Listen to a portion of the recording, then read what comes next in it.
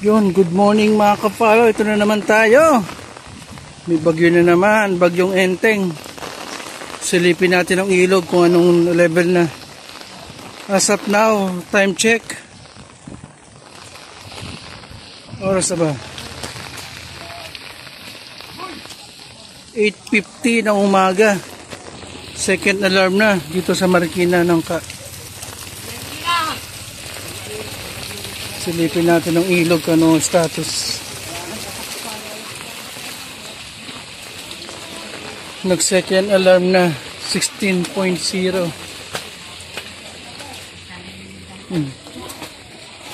Silipin natin status ng ilog, kanitsura. Malamang may tubig to. Medyo may hangin din, malakas ang hangin.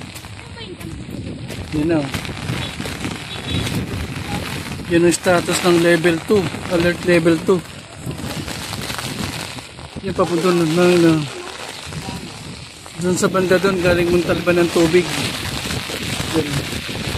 Galing Montalban, ngayon medyo malakas ang hangin. Yan ang status ng ilog. Yan na, hinangin na tayo.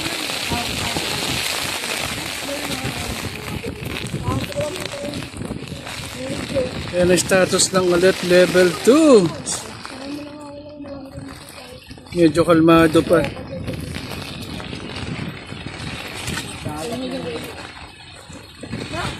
Galing Montalban ng tubig doon.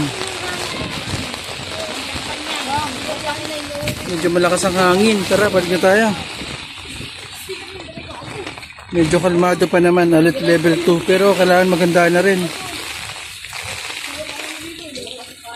Kailangan mag-ready na ito.